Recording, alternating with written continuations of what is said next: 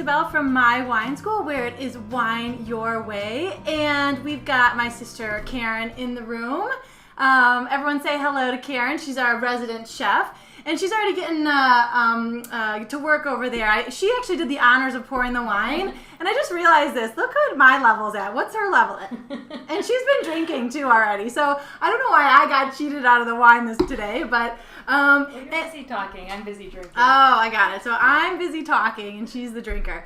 We've got a great time tonight. Welcome anyone new. And I also see some familiar faces. I see Douglas and Emily. I see Sue's on there, and we also want to bring back a tradition, Karen, that we started. Any of you who've been with us since the beginning know that at the beginning of all these, we always had a point where we said, my mom says you should drink, right? We need a little Nancy energy here. Our mom had a double knee surgery last week and has had a week of no wine. No wine. And so if anyone needs wine this week, it's my mom. So everyone say hello to my mom and wish her well. I think she's watching. I haven't seen her on the chat roll yet, but don't worry. We're going to get her back on the wine soon enough.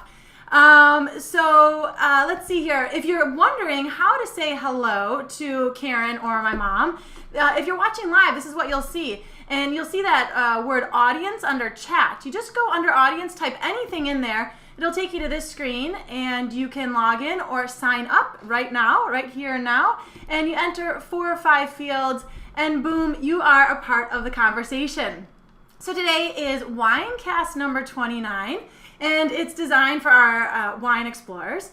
We're only doing 1 a night for now, but we're going to work our way back up to 3 a night. But we need you guys to tell your friends. If you're here and watching and having a good time, make sure you tell your friends about what we're doing.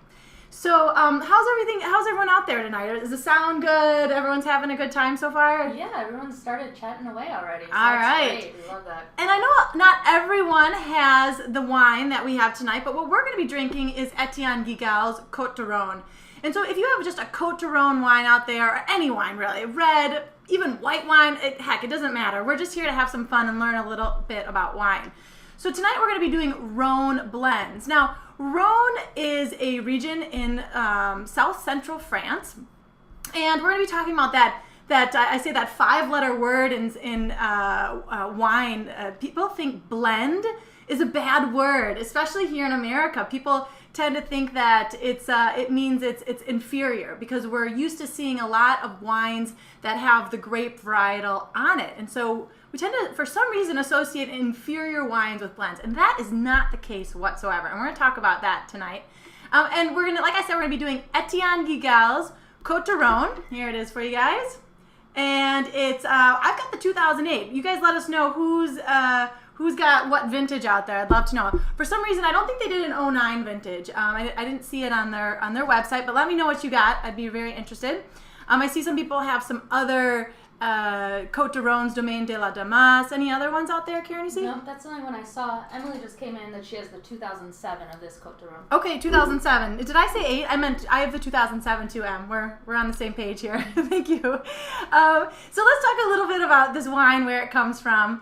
And like I said, this is from France, this wine. And specifically, it's from south central France. So you see the red box off to the right there. And that says the Rhone Valley. So the Rhone Valley is going to be surrounding a river called the Rhone. And when we look at this wine, if you look at the label, you're going to see that it says Côte de Rhone. And in fact, Karen, will you give them a nice close-up of the bottle there? So it says Côte de Rhone on there. Now, Rhone is the river in France that splits this region basically in half. And then Côte there, C-O-T-E-S, you can see that just below Karen too, is a word that means slope or bank or, well, that's good enough, slope or bank. And so we're saying it's the slope or banks of the Rhone River. So that's a very simple etymology for you, but it's a start, right? And so we've got the Côte de Rhone from France. And we are, actually there's an E on the bottle there. You know, it's interesting, the region Côte de Rhone is quite big on the bottle, but there's an E. Oh, I got a good shine there. Let's see if I can get there. You see that E there? Right next to E Gigal. That stands for Etienne Gigal. So I spelled that out under, you can see under Karen, the caption under Karen. That's actually who founded this winery. He founded it in 1946. And then his son, Marcel Gigal, was really known for reviving this area of the Rhone and really making it into something even bigger than it was. And then I had the joy of, in 2008 or 9, I went and visited the winery and visited them and had the honor of meeting Philippe. So that's a picture of Philippe there. And he is talking to our group in front of some of their most famous vineyards, Côte Brune and Côte Blonde. Now here, this is a great picture because you can see how this côte is a slope, right? Now this is I'd say, a more dramatic slope in the Rhone. They're not all this dramatic by any means, but it's a good example of what some of the vineyards look like in the Northern Rhone. Now, Côte Brune and Côte Blonde, you guessed it, are named after the color of hair. So Côte Brune was named for brunette, and it's got a bigger, it has wines that have a bigger and more masculine personality to them. And the Côte Blondes tend to be a little lighter, and they have more fun. Just kidding. Sorry, I had to throw that in there. I'm full of dumb jokes tonight, guys. You just wait. Okay, so, but you know, it's interesting. I remember him talking about a lot of things, especially the history of this place, of the Rhone. The Rhone has been making wine for over 2,000 years, so they have a really rich history. But something else he talked a lot about was what we're talking about tonight, the idea of blends and what they are and why there are blends, historically speaking, in the Rhone here. When we talk to Philippe, what he would say is that historically speaking, grape varietals or understanding which vine is making which grape, it wasn't as important. The vineyards would just be littered with all different types of grape varietals. And they weren't as neat and manicured as you see them now. They were definitely a little bit more haphazardly planted. And they would just bring in all the grapes at the end of the season and make a wine. And that was called a field blend. And there naturally were blends. Now, as they got more sophisticated, the winemakers, and understood more about winemaking and the grape varietals, yes, they started to separate out the different grape varietals.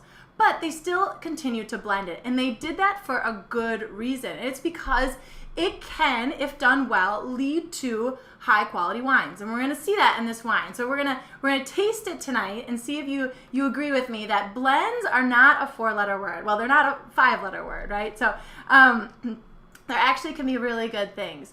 So before we go ahead and taste this wine though, let's start with our first wine IQ. So we're going to get your fingers warmed up, and this is for all of you who joined in last week for Winecast number 28. If you weren't there, you still might get it, but if you were there, I expect you to get it, okay? We talked about another Rhone wine, and we specifically addressed this point. Which of the following grape varietals is the predominant grape in Southern Rhone red wines? Go ahead and take a look. We've got A, Syrah, B, Mourvedre, C, Grenache, or D, Viognier.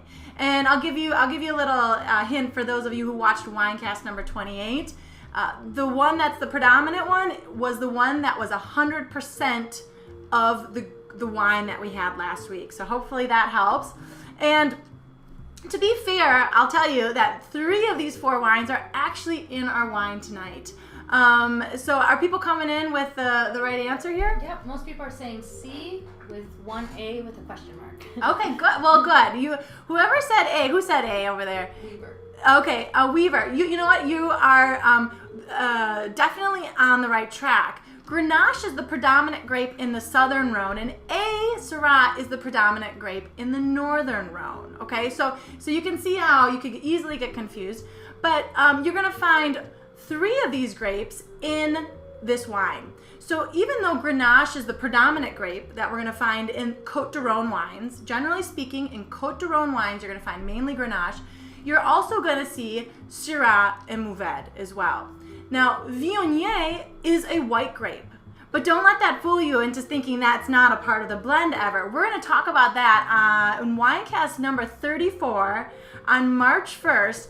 a very typical practice in the Rhone is blending Syrah with Viognier, and we're going to talk about that. So you'll have to tune in on March 1st to get the lowdown on blending red grapes with white grapes. But let's take a look at this wine and understand the wine through actually drinking it, because that's the most fun part of it, okay? So first thing we always want to do is take a look at the appearance. And, you know, sometimes it helps us learn something, and sometimes it's like, oh, who cares? It's red, right? Well, this wine is definitely red. But let me give you a little insight here. Here's the breakdown in terms of the composition of grapes of this particular Côte du Rhône wine. We've got 50% Grenache, 40% Syrah, and 10% Mourvedre. So that Syrah is right on the heels of the Grenache, and that's very typical. But we can see a Côte du Rhône with 100% Grenache. So the composition and the variation of using these grapes will change. Now I will say, for a Côte du Rhône, you can use other grapes apart from Grenache, Syrah, and Mourvedre, but these are going to be the three most common one used. In fact, look at the first letter of each of these grapes. You see G, S, M. You will see that on some California labels. They're trying to communicate to you that they are replicating a Rhone blend in their wine. So whenever now you see GSM, now you know what it means. Grenache, Syrah, Mourvedre. Now, what are we going to see in the wine? Well, Grenache actually has thin skins. Syrah has thick skins, and so does Mourvedre. Mourvedre has thick skins. And so even though this is predominantly Grenache, we may have expected a lighter color, but what do you guys think? Is this on the deeper side or the lighter color? Karen, what do you think? Yeah, I think it's definitely deeper. Yeah, this is on the deeper side. And where do we get that? Through the Syrah and the Mourvedre. So this brings us to wine IQ number 2, which is, what do you smell? And we're going to see if we can smell these grapes, okay? So what do you smell? You can keep it simple and say fruit, earth, or spice, or you can get as specific as you like. Now go ahead and let us know. And while you're doing that, I want to point out something I love about Côte du Rhône wines, and that is that they have a certain personality, a certain characteristic that makes them a great wine to introduce to someone who's just starting to get into French wines. And the reason for that is that it tends to be far south in France. So if you look at this map again, you can see the Rhone Valley with the red rectangle is fairly far south in France. What does that mean? Well, it means more warmth, more sunlight, and wherever we have more warmth and sunlight, we're going to have more fruit. And so even though we have usually this separation of old world French wines being more heavy on earth and spice, and new world wines being more predominantly driven by fruit, these Rhone wines are in the old world, and they still have the old world notes to them, but they do have a lot of that fruit on them too. So this is, if you're trying to get your friends into French wines, or you yourself are trying to understand French wines a little better, check out a lot of Rhone wines. It's going to be a great, easy entry into French wines. So Karen, what are we seeing on the nose? Anyone? Yeah. We're kind of all across the board. A lot of spice answers coming in, with Emily specifying black pepper. We also get people who say fruit and earth. Perfect, great. This is a great start. So we're seeing a little fruit and earth, a little bit of everything. Well, now let me also give you some I guess suggestions for your nose. Okay, this sometimes helps you find things in the wine. When you know what to expect on a certain grape, it's a little easier to find those things. So here are grapes and the breakdown, and then these are what each of these different grapes are known for. So red fruit is typically found in Grenache. Syrah usually is known more for dark fruit, and Mourvedre is known more for this gamey, peppery note. Now, they're more complicated than that. I'm simplifying it for tonight's purposes. But when I smell this, I agree with you guys. I get a good amount of that red fruit and black fruit. And Côte de Rhônes are known for this bramble fruit. That's often the word given to this red and black fruit note. I get, after a while, I got some really ripe cooked strawberries, but I also got that dark fruit too. And then I also got the gamey, peppery, a little undertone of game on this, leather as well. And that's probably coming from the Mourvedre. Now, I will say it's very difficult to separate out grapes from blends. So don't think it's an easy or something that's very typical. But on the nose, we can actually see some of the characteristics that each of these grapes are bringing to the table. And so this is one of our first things that we see with regards to the advantage of a blend. It's complexity. Here we are getting more complexity on the wine. Okay, so let's go ahead and actually taste the wine. So go ahead and take a sip, and what I want you to focus on again are those flavors. So fruit, earth, or spice, and then also think about tannin, body, and alcohol. And acid too. Those are all the structural components of the wine. So go ahead and take a sip and see what you think. Now again, I'm going to give you a lot of information. Don't worry, you don't have to memorize all this, but it'll help you kind of start to see why blends can be a really good thing. So here we go. We have our list again. It's a lot of info, I know, especially, almost done with the Winecast. Hopefully your glass is on the empty side. But you can see Grenache is known for high alcohol, where Syrah and Mourvedre are known for more of a middle of the road. Grenache, if you look at tannin, we're all over the map with low, medium, and high from Grenache to Syrah to Mourvedre. And then with the acid, again, we see this low, medium, high. So what's happening here? Well, when you have a blend, theoretically, you have the potential to have a more balanced wine. And the reason is because you can adjust the levels of different grapes in the blend to make something that fills in the holes of the other wine. So let's say, Grenache has typically low to medium acid. Well, put a little Syrah in there and give it a little life. Give it a little a spruce, And then we maybe wanted a little structure on the wine. So Grenache has low tannin, so we wanted to give it a little bit more ability to age or do well over time, and Syrah and Mourvedre are going to enable that wine to do that. So you can see how you can find more balance. What are people saying, Karen, over there on the palate? No one's coming in on the palate too much. I mean, Douglas just had a point that he was at I'm assuming that's a Côte de Rhône tasting last week. I think Châteauneuf-du-Pape. Oh, Châteauneuf-du-Pape. Last week, I was a little surprised that I didn't sense many of them had aggressive tannins. So sure. So actually, that's a great point, Douglas. So Douglas said he was at a Châteauneuf-du-Pape tasting, and he was surprised he didn't sense that many of them had aggressive tannins. To not get too far off track here, guys.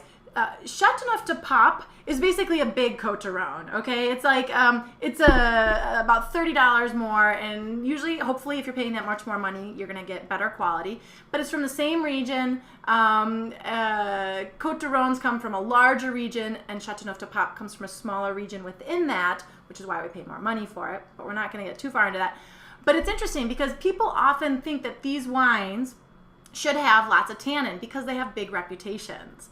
But Grenache, as you can see, is actually fairly low in tannins. Until you get to these older vines that are going to produce more or thicker skins, you're going to actually see a little bit on the lower tannin side. And so, yeah, Châteauneuf-du-Papes are rarely high in tannin. They're usually around the medium level. So that was a good point, Douglas. I think that's a huge misconception about the wines from the Southern Rhone. But, Karen, what did you say about this wine? I said, what did you think about the wine? What did you say? Easy drinking. Easy drinking, right? And that is exactly what Côte de Rhone producer is looking for. Easy drinking. They're taking all these grapes and making it so balanced that it is smooth drinking. And, I'd love to hear what you guys think about the wine, but you can see how everything comes together to create something bigger than the whole. And that is the point of blends. Complexity and balance. Those are two things we look for in quality wines. So blends, my friends, are not bad things, okay? They're just, it's just how we've learned about wine is through the grape varietal. So when we see a wine without a grape varietal, it just throws us for a complete loop. But I will tell you guys that a lot of the wines that you drink that you think are just cab actually have probably a lot of not a lot. I don't want to exaggerate. Probably have some Merlot in it because the law says that the minimum amount of cab you have to have in a wine to call it cab is 75%. So we are drinking blends all the time and not realizing it. So hopefully the blend bias I talk about is no more, or I've changed your view. I'd love to hear what you guys think. If I've changed your mind about blends, or if you at first thought they were one thing and now think they're another. I'd love to hear what you guys think. And we'd also love to hear what you guys think about the wine itself. So, weigh in. We want to know. What do you think? What would you do with this wine? And we're looking for, taking into consideration the quality, but also, did you like it? Because at the end of the day, that's what's important here, is if you'd like it. And we also want to know what you'd pair with these wines. These are really food-friendly wines. Karen, how about you? Any ideas on what you think about the wine and what you'd pair with it? Put you on the spot. Okay. So I can drink. Yeah. Cheers. I really like the wine. I would definitely buy it. Maybe stock a couple bottles. Mm-hmm. And I think it's very food-friendly, versatile. I mean, you could go with the easy choice like lamb with rosemary or something. But I don't know. I also think because the tannins are so low and the fruit comes through, you could also be a little more adventurous and maybe pair it with some more spicy food. I don't know what you think about that. Yeah, I think you could go with spicy, and the reason is that the tannins are on the low side. The only thing I would caveat is the alcohol, and it's not a bad thing to do with spicy food. It's just you got to be prepared for a little heat, because that alcohol will take a spice up a bunch of notches.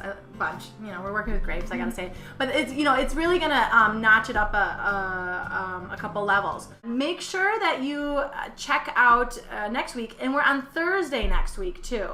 So next week, Thursday, we are going to be talking about Spanish whites. Yay. Karen's excited. I'm excited. I hope you're excited. We're going to be, maybe we'll pull out some Spanish hors d'oeuvres as well. Oh. I don't know what that is. Okay. See what you're going to prepare. Right, I know. I'm not preparing anything. I meant that was a hint to the chef over there.